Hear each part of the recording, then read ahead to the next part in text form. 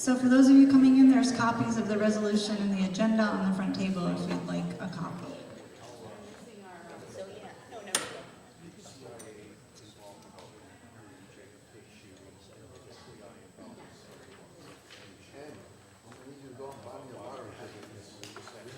Okay, it's 7:02 on the 2nd of May, 2023. I'd like to go ahead and call the annual town meeting to order.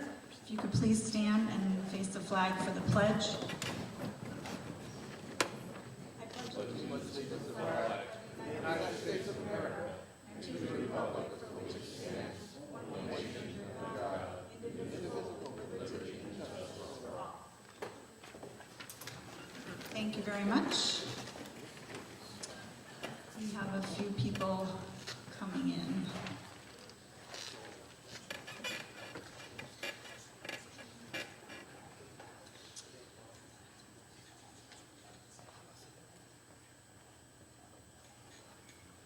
So good evening, everybody. I'm Tara Carr, the first select woman. We have the entire Board of Selectmen present this evening, Steve Dunn and Harry Shaker. We also have our town clerk, Andrea DeStefan, and our town attorney, Dennis Kokinos. This is our agenda for the evening. We've already done the call to order and the pledge, and we'll go ahead and elect our moderator for the evening. Can I get a nomination from the floor for moderator? Yes, ma'am. You would like to nominate Steve Belita. Can I get a second for Steve Belita? Thank you very much. Is there any discussion on this nomination for Mr. Belita? Hearing none, are there any other nominations from the floor for moderator? No other nominations from the floor. All in favor for Mr. Steve Belita, raise your hand and say aye. Aye. Aye. Thank you very much. Without further ado, sir, would you please take the podium, state your name and address for the record. Good evening, my name is Stephen Belita. I live at 62 Indian Trail in Brookfield, Connecticut. So first is the reading of the call of the meeting. Is there a motion to waive the reading of the call of the meeting? Is there a second? Okay, then we will waive the call of the meeting. Okay, up next. You gotta vote first. I'm sorry, you're right, my mistake. All those in favor of waiving the call of the meeting? Aye. All those opposed? Okay, the motion passes. Thank you. Second, resolution number 1. Is there a motion to waive the reading of resolution number 1? Second? Point of order. Aren't you supposed to have discussions and questions about the first resolution? So the agenda says, that's why. Presentation. Which one did you say? There is, but are we reading the resolution number 1? I have a motion to waive the reading of resolution number 1. And then the presentation. And we have a motion. Is there a second? All those in favor? Aye. All those opposed? Thank you. Okay, is there any discussion? See the names of who's making the motion. Well, first we have the presentation. Sorry. Stephen, we just gotta catch the names. I got Belden was the, made the motion. I didn't catch the second. Andy, go. Andy? Andy. Thank you. Sorry, Andrew. That's okay. And now we have a presentation. I call up the first selectman, Thank you. Tara Carr.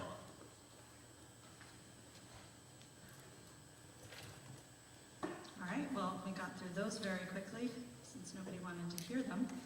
Anyway, good evening again, and thank you all for taking time out of your schedules and for being here tonight. It's hard to believe another year has passed, and we are reviewing what is before us this evening, which is the Board of Finance budget for fiscal year 2023-2024. So again, with the agenda, resolution number 1 is to do a quick presentation of the budget as it stands tonight. We'll have some discussion of questions and comments open to the public as we work our way through this. The chairman of the Board of Ed, Bob Belden, will present the Board of Ed budget slide, and our treasurer, John Lucas, will present from the treasurer's perspective. And then the moderator will close, and we'll move on to the vote of the referendum, which is the primary purpose of being here.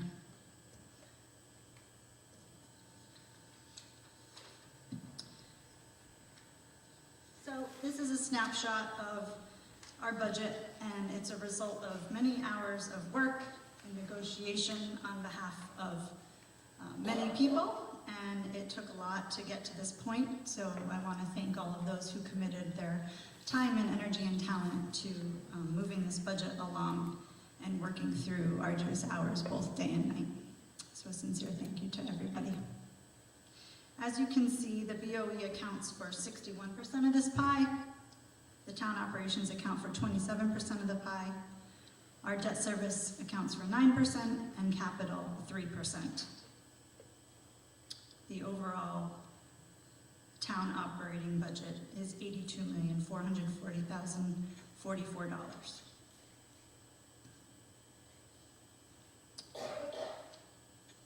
This is the town side of the operating budget, and there's a top portion of what we're calling our status quo budget drivers, and these are just the costs associated with keeping the same levels of service. There's some drivers that increase the overall costs of these items. So for instance, health insurance is now at 7.1% and dental insurance is at 6%. We're looking at a 2.25% increase for our salaries, which has been standard over the last several years. And heating, oil, and fuel, we were able to lock in the prices at a little bit of a lull in the volatility of the market there. So we're coming in just under $40,000 this year by locking it in. And then the bottom line with the $231,446 accounts for everything else in the budget. There are just different increases across the board. We're seeing increases in contractual software and things of that sort.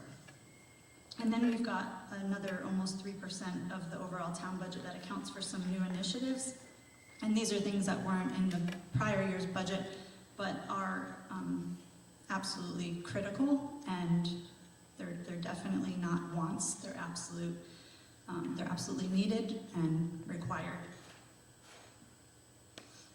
We see here absorbing the cost for our school security that was voted on last summer by the town.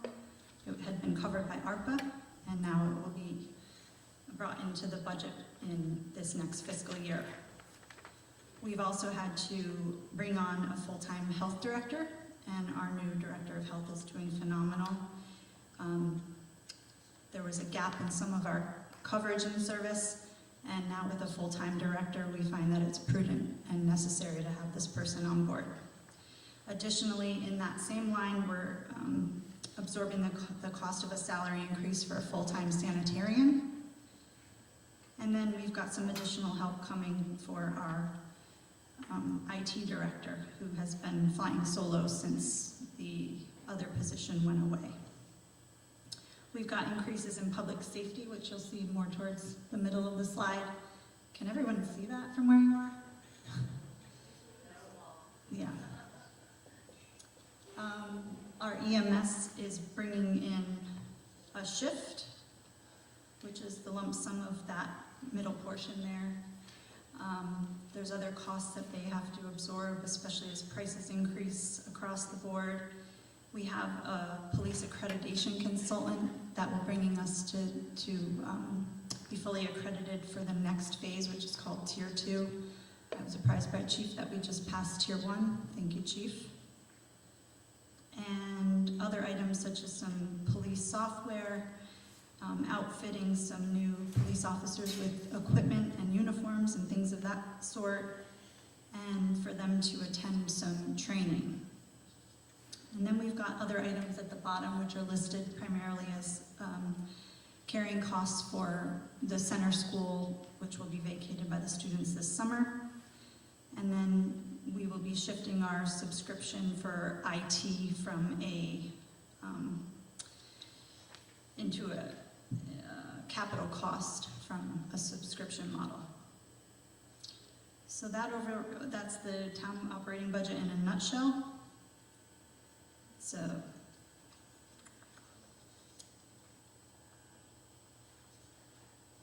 $1.242 million increase over last year. Mr. Belden?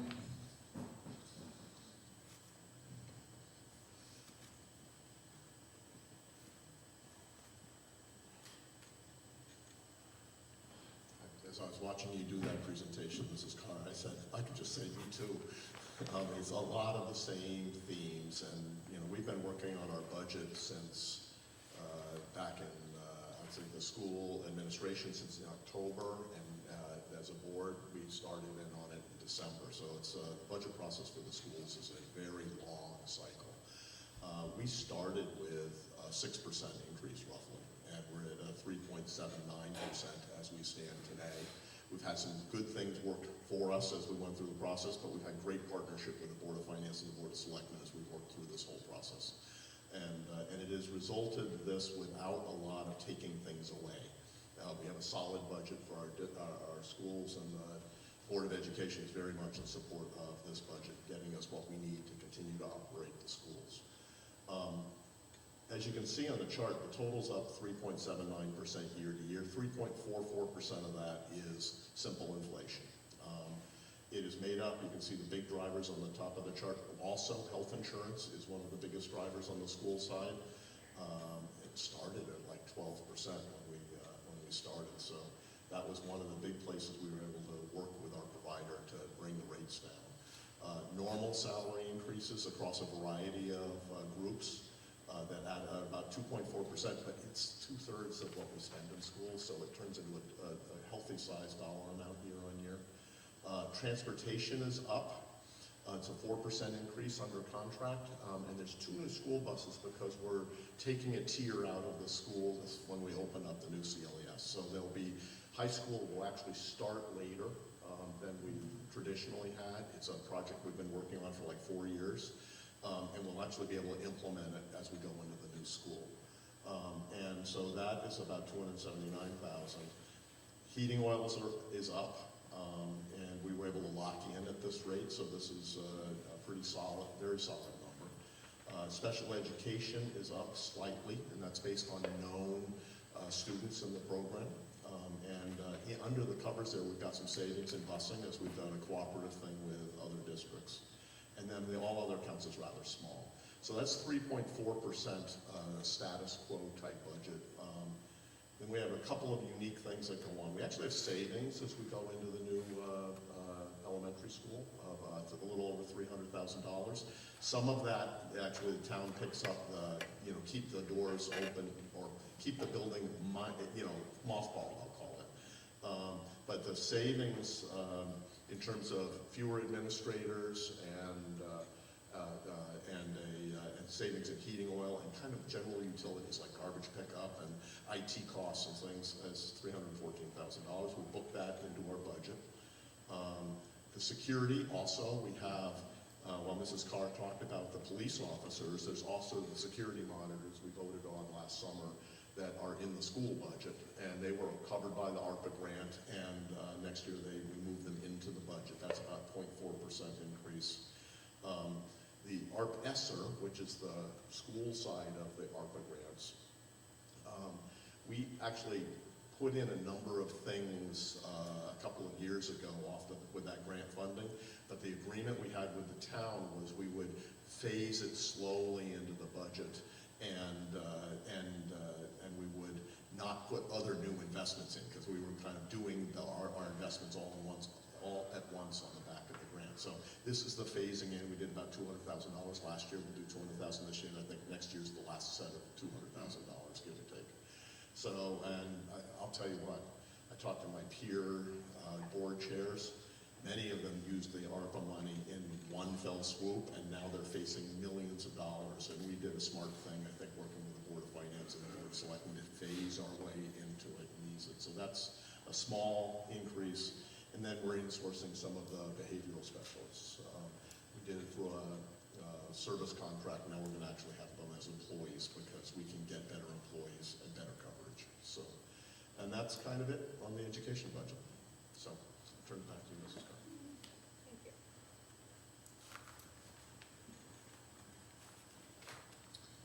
All right. our debt service. So this is the chicken that's come back to roost.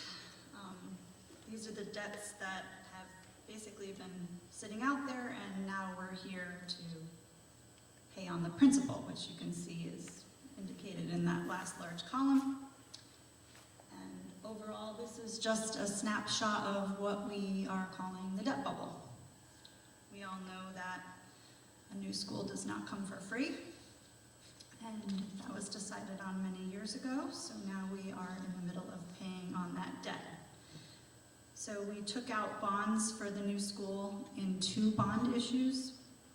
In year-end 22, we started paying interest on the first bond issue.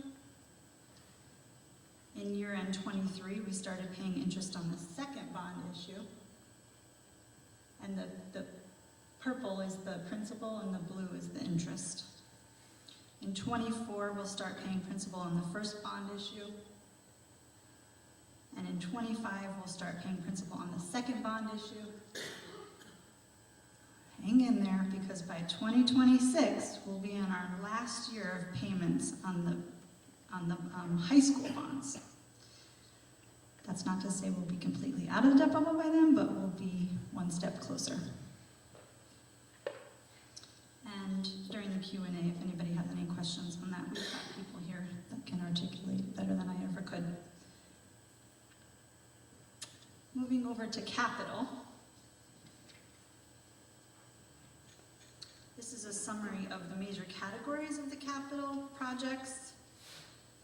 And you may or not be able to see, but there are the totals and the funding sources for each, listed by overarching categories on the left of how all that's being paid for.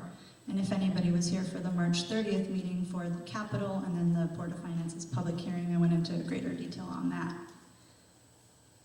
But the capital committee did a great job, once again, of just making sure we're increasing cash spending and reducing our reliance on debt, which is the goal of both the Board of Selectmen and the Board of Finance.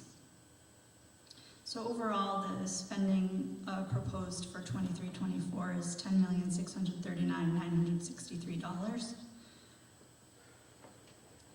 And again, the capital resolution that came out in March provides much greater detail on that, which is also on the town website. And finally, for revenue, the main takeaways here are that we're going to be utilizing our fund balance to cover increases in the principal for the next fiscal year, which will address part of the debt bubble. Our high interest rates and our high cash balance from the school bonds are temporarily increasing interest income earnings, and you see that here. Well, maybe you can't see that here, but it's over 1,000% increase in our interest earnings, so that's fantastic. And then all other revenues here are just based on a 5-year average and some known facts. But overall, the bottom line up front is that the budget before you tonight is a 3.9% increase. And I will be followed by John.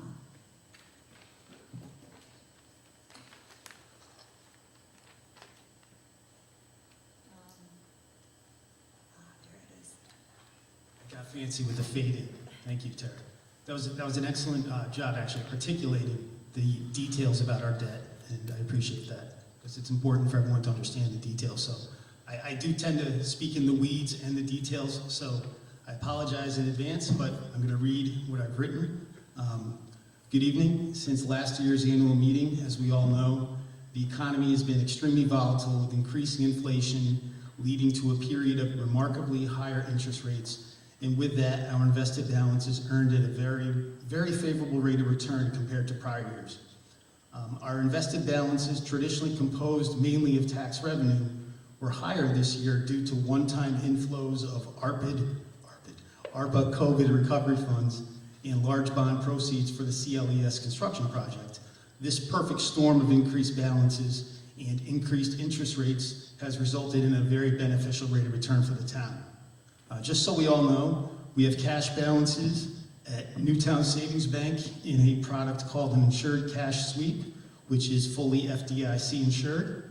And then we also have balances at the Union Savings Bank in a traditional investment called a repurchase agreement, which is fully collateralized with highly rated AAA government bonds. So Tara, Marcia, and myself, throughout the year, we've kept in close contact with the banks throughout the year, and especially at the onset of the recent banking crisis. And we worked to secure very competitive earning rate agreements with both banks yielding close to 5% and agreeing to match what the state of Connecticut's investment program pays. This is an interesting chart here. So what this is here, last year this time interest rates were below 1%, and now 12 months later, through a series of accelerated rate increases by the Fed that ultimately affect how much we earn, we're very close to 5%. That's over 400 basis points or 4% increase in a very short time, highly unprecedented. The Board of Finance's budget that we will vote on later this month assumes a 4% rate of return, and I agree it's reasonable after tomorrow's likely 25 basis point increase. I expect interest rates to remain stable for the next 6 months, so earning the 4.8, 4.9 or thereabouts like we are today should allow for some room in the budget in case the Fed Reserve pauses or even reduces interest rate changes over the next year. I think that's my last slide of it. Finally, the town and schools combined have cut over 5,000 checks this year so far, which is in line with prior years. A lot of activity with a lot of controls and reviews. The cost to run the town has typically been between $5 and $6 million a month, but we have some upcoming expenses. For example, the new police and fire radio system, the balloon checks for the summer teacher payroll, and that's going to require our controller, Marcia, to be on top of the timing of moving funds between Newtown Savings and Union Savings. So as always, I appreciate her effort to manage that cash flow. And then lastly, I'd like to wish Ken Post a very happy and restful retirement, and thank him for all his work in turning around the finance department on the school side. I sincerely appreciate it, and I wish you the best of luck. And with that, I'll turn it back over to Tara.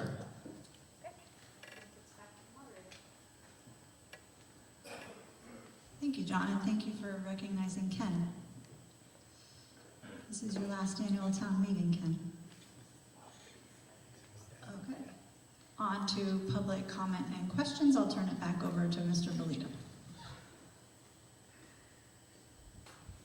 Okay, the floor is now open for discussion on the budget. Questions and comments? If you'd like to speak, please come up to the podium. Is there anyone that would like to speak? Please.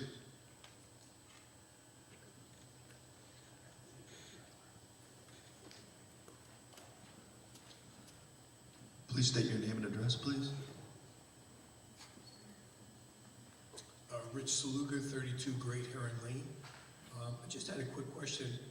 Looking at the 3 additional or new security positions, I'm trying to figure out, the health insurance looks like it's 45% of the salary. When you divide the health insurance, it comes to almost over $35,000 per person. Is that accurate? Because when I look at the Board of Ed's health insurance versus the salary, it's about 25%. So why are we paying $35,000 per person? It's a 43% of the salaries for those 3 positions. So I'm just trying to figure out. I'll take a little stab at it and then pass the mic to Marcia, but that's a great question. I believe, if I'm not misspeaking, that it's based on employee by family status. If you're single or married, or there's different criteria that goes into the overall calculation of how much it costs per employee. I don't know how it differentiates on the school board side. It's the same. So I think your estimate is right. That is just how much it costs. In fact, when we talk about bringing on a new hire, the benefits are always rolled into the overall calculation of how much it's going to cost with overhead for human capital. And it's expensive, not just because of the salary, but because when you bring in the insurance, it just bumps that cost right up. What was the previous percent of the health insurance? They proposed 12% increase this year, but it came down to 7.1. What is it now? I don't recall. This year, I think that they proposed it was gonna be like 8 and it came into 10. Slightly higher than 8. Estimated for slightly higher than 8. It was estimated at 8, but it came in slightly higher than 10. Does that answer your question, Mr. Saluga? Who's trying to figure out if we're actually paying $35,000 each for 3 people? Yep, I'm going to pass the mic to Bob. But I think the answer is yes. So Rich, I spent a lot of time looking at the rates this year. Family rate is $30-some-odd thousand. For a single rate, it's half of that, and then some people don't take it, right? So what you find is police officers tend to be families, and the security monitors tend to be more in the single or didn't take it because they had other coverage elsewhere. And so I remember going through that, and it's kind of as simple as that. But your question at its root is what's the cost to insure? It's almost $35,000 for a family. Did that help?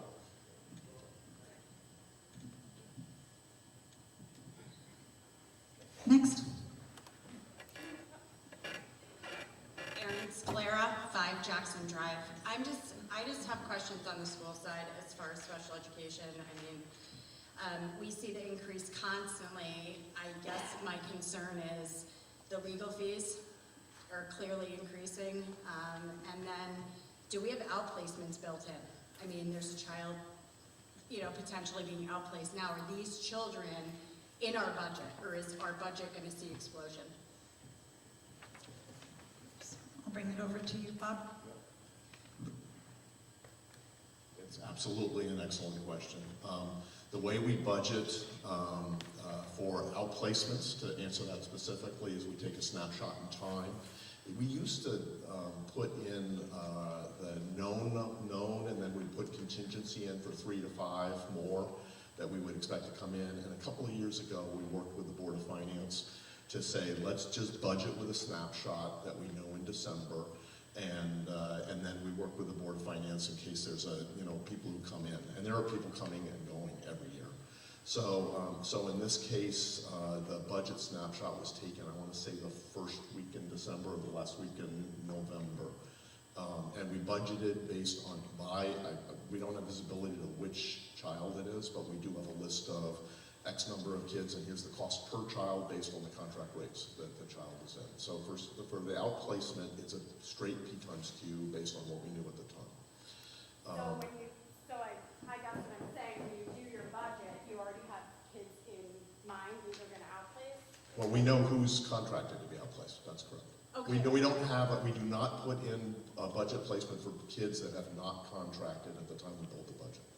Okay, but we're seeing outplacements continue to rise. Why are we not building money in for that? We build the contingency on the town side.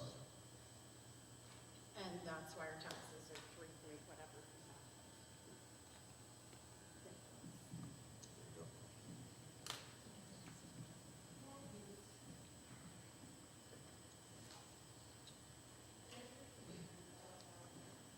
Hi, good evening. Andy Kane, Fernbrook Drive.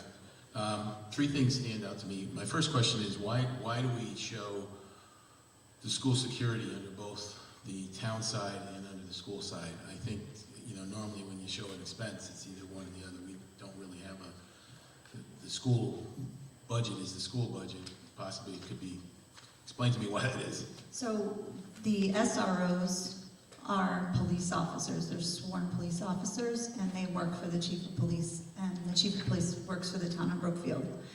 Additionally, the ASSO, the Armed School Security Officer, has to be a former police officer required by law by the state of Connecticut, who also has to work for the chief of police. So you see those individuals working under the chief of police. And then the town school security task force decided to have unarmed security, which falls under the school board. Thank you. As to the insurance for the school, do the people that are covered have any co-pay? Do they pay a portion of that insurance at all? The answer is yes. The Okay. answer is yes. Thank you. the other question is, I noticed that there was $50,000 in there for some referendum related to the library. Can you elaborate a little bit on that? That was voted on by the Board of Finance. Would anybody here like to speak to that? We didn't put any money in for the referendum, that came from the town. Are you talking about the, Yeah, there's a $50,000 line item that said referendum library. yeah, that, the original request was for $150,000 to do a study for the repurposing of Center School. That went through the Capital Committee, and it was reduced down to a reserve. Thank you. My only comment would be, we voted that issue back a few years ago, and it was overwhelmingly decided by the residents of the town that they did not want a new library. We've subsequently spent a tremendous amount of money on that, and my recommendation is that before we spend any more, maybe we put that out to the town residents and say, do you want to do this or not? A lot of money's been spent on studies, a lot of people reserving another $50,000. Clearly with a debt bubble, that type of thing, that money might be better applied elsewhere. Now, if the town residents, of course, choose to go down the new library route, then well, that's a whole different story. Thank you. Thank you.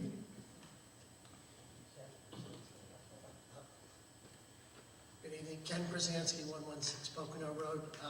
Quick question, I was a few minutes late, so I might have missed this part. What percent of the grand list increased this year? And also, what percent of the grand list is on property tax abatement still? That's part one. Excellent questions. Stand by. What's part two? The $1.2 million that you're putting in as investment income this year, that's based on investments that you have right now. So as you pay down, use that money to pay principal, in essence, that's a one-time shot because you're going to have lower money next year, right? I just want to make sure I understand this. So that's really, it's like a one-time shot in the arm, that kind of money. So the 1,000% is kind of, it works on a cash basis, but if you think about it, like I work in accounting and finance, so if you think about it on a long-term accrual basis, like, it doesn't work. Right, it's really a one-time event, and that's the way the Board of Finance kind of treated that revenue. Right, It's a that one-time means event, next year. Offset one-time expenses. Next year, it's a different story, I agree. Right, but Yeah. anyways, as far as the grand list, I just want to make sure I understood the interest, because that is a one-time. The grand list, off the top of my head, I believe it increased 1.2% over the prior year, and our normal has been, our 5-year average has been a little less than 1%, so it was a little better than normal. With respect to the interest that we have, a 5-year look back of the cash flows in the general fund, we use that to project the cash flows. We use what we know about the other large funds, the capital funds, the ARPA fund, and the school building fund, projecting those cash flows, and that's how we estimate the cash that we'll have for the investments. So do you know what percent of the grand list are properties that the, abatements, because you... Just one property has an abatement right now, and I don't know what percentage. Okay. Just one property. Okay. Thanks. You can find more information about that in the financial statements, which are very interesting. Are there any So just further a few. comments? I believe there is.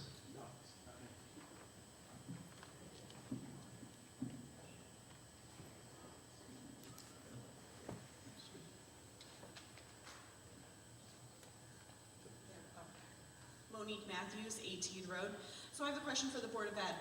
So when we get more outplacement children, where do we find that money from? And also, are we in that dire strait financially right now? Because my daughter comes home and tells me at Wisconsin there's no paper. School's not allowed to buy paper. So I have that question too. So I'll repeat what I said before. We budget based on what we know in December. We used to carry a contingency in the school budget. We don't do that anymore. It became very clear to everybody involved that there's things that you carry contingency for, and it's better to carry it in one place and on the town side, because they can trade off things that happen on the town versus the school, and it actually kept the school budget tighter right, as we put it. It was something that we could actually, you know, stamp down and do it, and it was logical for Mr. Rooney and Mrs. Carr to manage that. This year, we actually had some number of children who came in to the special ed outsourcing plan that were not budgeted for, and that's being covered by out of the town contingency. Next year, we put in what we know, and if there's an overrun or underrun, we will adjust it as appropriate. The answer is we're not in dire straits. I don't know what the issue is on paper, but we will go find out what's going on paper. There should be paper for our kids. So Yeah. I would 100% agree with that concern. Yeah, it's very concerning because she said that they're not allowed to practice their math facts anymore because the school has no money for paper. That's silly. Well, that's what the staffers. Okay, I understand. I take your input as usual. You always give me good input, so No, I want to go push on that. And Dr. Burrow will check it in the morning. So I have one more question. If we keep outplacing children, it's costing us taxpayers a lot of money. Are we finding ways to not have it? Granted, I get some kids need to be outplaced, but with not having a contingency fund, like this year, what are we, like over $500,000 in special ed costs? We are over on our special ed Yeah, costs. That's so correct. if we don't have contingencies within the budget, Yeah. that can become costly, right? Well, it's covered. It's just not covered in the Board of Education's budget. It's covered in the town as a whole's budget. So we have the contingency. Glenn, what's the contingency level, son? $380,000 overall at So the we town always level. have that, Yeah, so the it's on the there, town and I'm side. talking to the Board of Finance every month. I talk to the Board of Selectmen every month about here's where we are and what's going on. We try to have a very open communication about what's going on. So it's not, we're all working to make sure that we fit into the budgets that we approve, but we do it in a smart way. So, Can I add to that, Bob? yeah. This also puts more controls on this. So if the Board of Ed put $400,000 in contingency on their side, they have complete control over that $400,000. The way we do it now is the $400,000 sits on the town side of this, and then the Board of Ed has to go to the Board of Selectmen for a review. The Board of Selectmen then review that and pass it on to the Board of Finance. So actually, there's more controls in place than before on that part of it. And yes, you're right, it is expensive. This is an expense to the town. But I'm not saying that, I just want to make it very clear, I'm not saying that their kids, if they need to be outplaced, they need to be outplaced, but. So let me see if I can address your other question that was in there. We're always talking about how do we keep kids in district? Do we need to invest in a program of some ilk? Individual children, they're always very hard and long decisions, because it's so expensive. But Dr. Brill and his staff, they work their way through that. Every budget year, I'm asking that question, the exact question. Should we do an initiative? And usually the reason you haven't done an initiative that might, help you with outsourcing is there's not enough children with all the same things. So, for example, should we run an autism program in-house? Right? That's always an interesting question. Should we do, because those are usually pretty significant cases. It's a big investment, and do you have enough kids to pay for it? Or is it actually better to move them out to places that are equipped for it? So it's an ongoing and active discussion. Okay, thank you. Okay, are there any more comments or questions? Okay, the discussion is now closed. On to resolution number 2, a vote on a referendum date. Do I have a motion from the floor to set Tuesday, May 16th from 6 a.m. to 8 p.m. for the date? You have to waive the reading first, right? No, they didn't tell me that. Okay. Is there a motion to waive the reading of referendum number 2, resolution number 2? A second? All those in favor? All those opposed? Okay, motion passes. Got it? Okay, so I ask for a motion from the floor to set Tuesday, May 16th from 6 a.m. to 8 p.m. as the date and time for the annual budget referendum. Is there a motion? So moved. Is there a second? Thank you. All those in favor? All those opposed? Motion passes.